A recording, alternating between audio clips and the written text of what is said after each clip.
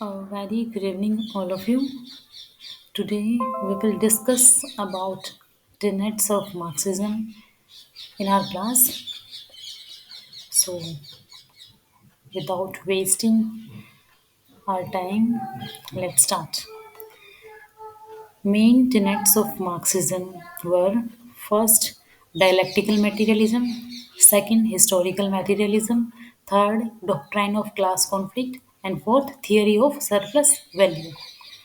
तो जब हम मार्क्स के इन टेनेट्स की बात करते हैं तो जो फर्स्ट है डायलेक्टिकल मटेरियलिज्म जिसको हिंदी में द्वंद्वात्मक भौतिकवाद कहते हैं। इस शब्दावली का जो इजाद हुआ था यानी कॉइन किया गया था उसको जियोर्गी प्लेखनोव के द्वारा किया गया था, न कि कार्ल मार्क्स के द्वारा। द्वंद्ववाद का जो ये विचार है ये हीगल की द्वंद्वात्मक पद्धति से लिया और जो भौतिकवाद का दृष्टिकोण था वो मार्क्स ने फ्यूरबाख से लिया था। इन दोनों के मिश्रण से द्वंद्ववाद के सिद्धांत को एकदम नई और मौलिक दिशा प्रदान की गई। ये देखिए अब इसमें अ, जो मार्क्स है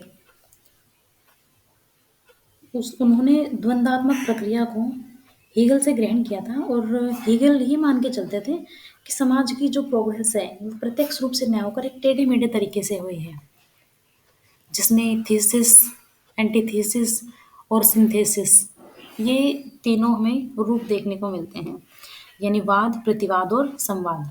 मार्क्स की जो द्वंद्वात्मक पद्धति है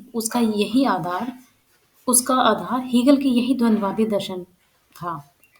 मार्क्स के अनुसार जो वाद है वो समाज की एक साधारण स्थिति है जिसमें कोई भी अंतर्विरोध नहीं पाया जाता। थोड़े समय के बाद उससे यानी वाद से असंतुष्ट होकर उसकी प्रतिक्रिया के स्वरूप में प्रतिवाद उत्पन्न होता है और यह निषेधात्मक स्थिति वाद की अपेक्षा ज़्यादा प्रोग्रेसिव मानी जाती है।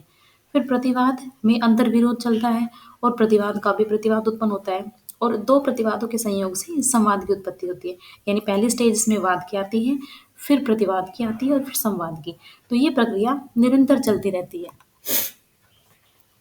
As long as the synthesis itself contains partial truth, it takes the role of thesis and undergoes the same process until the process reaches absolute truth, ex- exemplified in absolute idea and or absolute consciousness.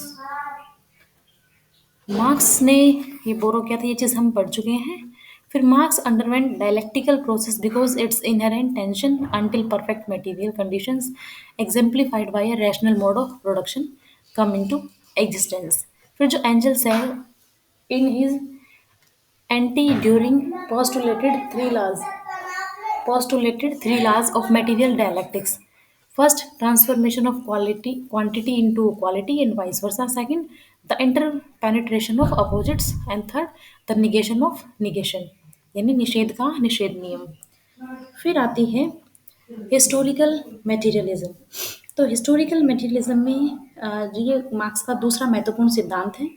Marks ने द्वंद्वात्मक भौतिकवाद की सहायता से अपना ही समाजवाद को एक वैज्ञानिक निश्चयात्मकता प्रदान की और उसका प्रयोग ऐतिहासिक और सामाजिक विकास की व्याख्या करने में किया। इतिहास की द्वंद्वात्मक भौतिकवादी व्याख्या को उसने अ, ऐतिहासिक भौतिकवाद या जैसा कि एंजल्स ने इतिहास की भौतिकवादी व्याख्या की संज्ञा दी।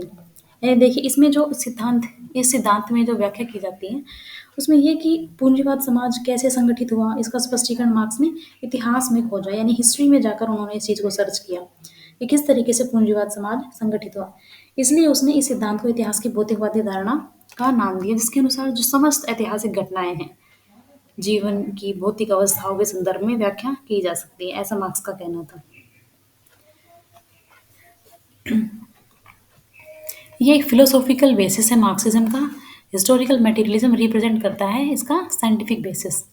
It implies that in any given epoch the economic relation of society, the means whereby man and woman undertake production, distribution and exchange of material goods for the satisfaction of their needs, बहुत ही important role play करते हैं ये in shaping their social, political, intellectual और ethical relationship में।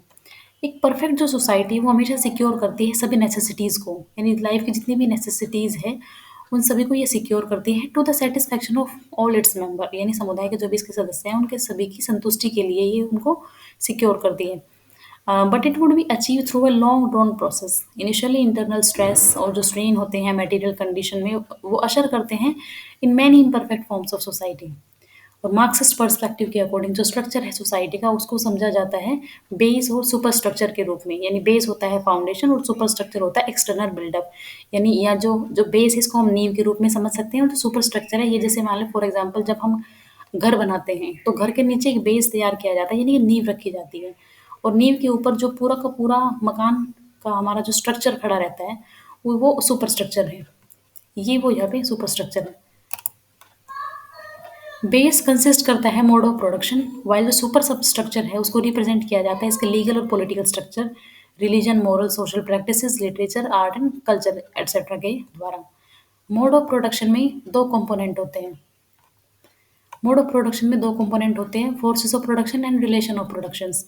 Forces of production can not remain static, they have an inherent tendency of development in the direction of achieving the perfect society। उसके बाद आता है doctrine of class conflict. जो class conflict है, जो class struggle है, एक इंटीग्रल पार्ट है हिस्टोरिकल मटेरियलिज्म का। जो ओपनिंग सेंटेंस है कम्युनिस्ट मैनिफेस्टो का वो बोलता है कि जो हिस्ट्री है ऑफ ऑल ऑल इथेटो society is the history of class struggle. Here history का मतलब होता है जितने भी लिखे गए संपूर्ण इतिहास हैं वो सब।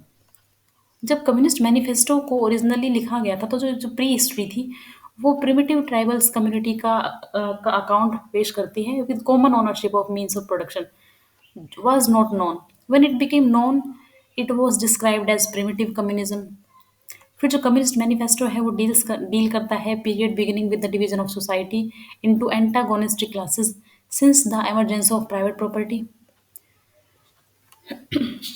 देखिए इसमें जो ये डॉक्ट्राइन है क्लास कॉन्फ्लिक्ट का, इसमें सॉरी इसमें मार्क्स बोलते हैं कि यानी जो कम्युनिस्ट मैनिफेस्टो जो लिखा गया था 1848 में उसकी जो फर्स्ट लाइन थी उसमें था कि अब तक का जो इतिहास है अस्तित्वमान समस्त समाज का, अब तक का जो अस्तित्वमान जो समस्त समाज का इतिहास है वो वर्ग संघर्षों का इतिहास है। एक नॉर्मल सेंटेंस में देखे तो कि अब तक का जो इतिहास है वो वर्ग संघर्ष का इतिहास रहा है। ठीक है। तो मार्क्स के द्वारा जो वर्ग संघर्ष की ये धारणा है ये ऑगस्टीन थोड़े से ली गई थी किंतु इसकी जो पूर्ण विवेचना वो मार्क्स ने ही की थी। मार्क्स लिखता है कि जो वर्ग है वो लोगों के बड़े समूह होते हैं जो ऐतिहासिक रूप से निर्धारित किसी भी सामाजिक उत्पादन की व्यवस्था में प्राप्त स्थान की दृष्टि से, उत्पादन के जो भी साधन हैं उनसे अपने संबंध की दृष्टि से, श्रम के सामाजिक संगठन में उनके योग की दृष्टि से तथा उसके परिणाम स्वरूप जिस सामाजिक संपत्ति का वे निर्माण करते हैं उसमें प्राप्त उनके भाग और उनकी प्राप्ति के ढंग की दृष्टि से परस्पर डिफरेंट होते हैं। तो पहला तो ये कि जब जैसे हम इनको पूरा समझते हैं तो देखिए हमें ना एक ये देखने को मिलता है कि अ, वर्ग संघर्ष है वो इतिहास को समझने की कुंजी है। कि पहले जैसे संघर्ष था तो संघर्ष का अर्थ ये नहीं कि समाज में निरंतर युद्ध होता रहता है। इसका अर्थ है कि समाज में एक वर्ग ऐसा अवश्य होता है जिसकी आवश्यकता पूरी ना होने पर वो हमेशा असंतुष्ट रहता है और जब असंतोष असहनीय हो जाता है तो द्वंद्ववाद के आधार पर यह संघर्ष क्रांति का रूप ले लेता है जिसमें जो शोषित वर्ग होता है उसकी विजय और शोषक वर्ग का पतन अवश्यंभावी हो जाता है। फिर इसमें पूंजीपति वो जो उत्पादन के साधनों, भूमि, कारखानों, कच्चे माल इन सब का स्वामी होता है। उत्पादन के साधनों का स्वामी होने से वे दूसरों को अ, वैसा करने के लिए बाध्य करता है जैसा वह चाहता है। ठीक है, यानी अपने लाभ को बढ़ाने के लिए वो श्रमिकों का शोषण करता है और जो उनके वर्ग का अतिरिक्त मूल्य है उसको भी वो अ, उसको हड़प लेता है। फिर एक सर्वहारा वर्ग एक औद्योगिक श्रमिक वर्ग है। यह एक मजदूरों का वर्ग है जिसके पास उत्पादन के अपने साधन नहीं हैं और जीवित रहने के लिए वह अपनी श्रम शक्ति को मजबूरन बेचने पर विवश रहता है। यानी ये लेबर क्लास होती है। तो ऐसा इसमें कुछ मार्क्स के द्वारा समझाने की कोशिश की गई थी। फिर थियरी है सरप्लस वैल्यू की, यानी कि अतिरिक्त मूल्य का सिद्धांत। अब देखिए जो थियरी ऑफ सरप्लस वैल्यू वो रिप्रेजेंट करती है इकोनॉमिक बेसिस मार्क्सिस्ट की क्रिटिक ऑफ कैपिटलिज्म का। It is meant to demonstrate how the capitalist mode of production involve the exploitation of working class. According to Marx labour is the sole creator of value. Marx कहते हैं कि labour का जो soul creator रहता है sorry, जो value का जो सोल क्रिएटर रहता है वो लेबर रहता है। Of the four element of production, जैसे land, labour, capital and organisation, three जो एलिमेंट है ये स्टेराइल होते हैं, क्योंकि they are capable of reproducing only when only what is put in them. Labour is the only element which produce values in society. यानी अगर हम उन इन सभी जो ये चार एलिमेंट बताए हैं इनमें ये जो तीन वैल्यू है ये तभी इंपॉर्टेंट होती है जब उनमें लेबर लगाया जाता है, और लेबर है यही वैल्यू को सोसाइटी में प्रोड्यूस करता है। बिना लेबर के ये तीनों चीज़ें कुछ प्रोड्यूस नहीं कर सकती। फिर आता है दूसरे शब्दों में समझिए कि जो वैल्यू है कमोडिटी की ये लेबर का प्रोडक्ट है, और जो क्वांटिटी है लेबर की employed in it should be calculated right from the production of the raw material, processing the raw material, acquiring the source of energy for its processing, and constructing the required machinery and building for its production. ये देखिए इसमें कि जो मूल्य का जो श्रम सिद्धांत है वो क्या बोलता है कि अ, दो प्रकार के मूल्य होते हैं, जैसा एडम स्मिथ ने बताया कि एक तो वह जो तैयार माल की उपयोगिता के कारण होता है, और दूसरा मानवीय श्रम के कारण पैदा होता है। यही वस्तुओं का बाजार मूल्य निर्धारित करता है। अब जो रिकॉर्डो है उन्होंने माना था कि कुछ चीज़ों का मूल्य उनकी कमी के कारण पैदा होता है, और एडम स्मिथ के इस निष्कर्ष का समर्थन किया कि किसी भी सौदे का जो विनिमय मूल्य है वो उसके निर्माण में लगे श्रम के बराबर होता है। आप देखो, अब अतिरिक्त मूल्य के सिद्धांत को समझने के लिए आप इतना एक एग्जाम्पल के थ्रू समझिए कि जैसे मान लो एक शू कंपनी है। ये कंपनी पूंजीपति की है। अब इसमें शूज़ का निर्माण किया जाना है, तो उसके लिए जो कुछ कच्चा माल लगेगा उस कच्चे माल की कीमत है 20 रुपीज़। 20 रुपीज उसकी कच्चे माल की कीमत है, और उसको बनाने के लिए या फिर जो भी प्रोसेस होगी उन सब में जो टोटल खर्चा आएगा वो 50 रुपीज़ आएगा। ठीक है, यानी शूज़ को बनाने में 50 रुपीज़ का खर्चा आ रहा है, और उसमें ये लगा लीजिए कि 60 रुपीज़ अब उसको दिए जा रहे हैं। जो लेबर क्लास है उसको 60 रुपीज़ दिए जा रहे हैं उसको बनाने के लिए। तो टोटल जो इनका खर्चा जा रहा है, जैसे 60 रुपीज़ तो उन्होंने दे दिए लेबर को, और 50 रुपीज़ उसको बनाने में आया, यानी कच्चा माल और ये सब चीज़ें मिलाकर वो 50 रुपीज़ तो हो गया। तो 50 और 60 यानी ये कितना हो गया, 110 हो गया। अब जो दुकानदार जैसे जो वो कंपनी है वो उस शूज़ को बेच रही है 500 रुपीज़ में। यानी क्या, लेबर के पास गया सिर्फ ओनली 60 रुपीज़ मान लो। लेबर जिसने उसको बनाया उसके पास 60 रुपीज़ गया, 50 उसकी कॉस्ट उसमें लगी, 50 की कॉस्ट उसको बनाने में लगी, और जो वो मार्केट में जो वो शूज़ है वो बिक रहा है वो 500 का बिक रहा है। ठीक है, तो ऐसे में जो ये अतिरिक्त मूल्य है, यानी लेबर को दे दिया और जो कॉस्ट थी वो निकाली 110 रुपीज़, यानी टोटल जो खर्चा रहता है और जितने में वो बिकता है इसके बीच का जो ये डिफरेंस रहता है ये अतिरिक्त मूल्य कहलाता है। ठीक है, तो अब मार्क्स कहते हैं कि ये जो मूल्य है, जो अतिरिक्त मूल्य है, ये लेबर को मिलना चाहिए, और पूंजीपति है इसको हड़प जाता है। आई थिंक आपको समझ में आया होगा। तो एक बार फिर से मैं इसको एक्सप्लेन करना चाहूँगी कि मार्क्स के श्रम सिद्धांत के आधार पर अ, मार्क्स ने एक जो ये बताया था मूल्य के श्रम सिद्धांत, मार्क्स ने इसके बारे में बताया था, तो इसके आधार पर कुछ निष्कर्ष निकाले जाते हैं।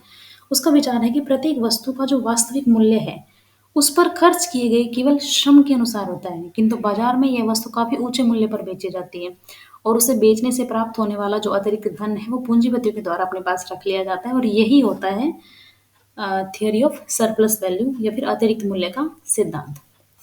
तो मिलते हैं नेक्स्ट क्लास में। आई होप आपको समझ में आया होगा।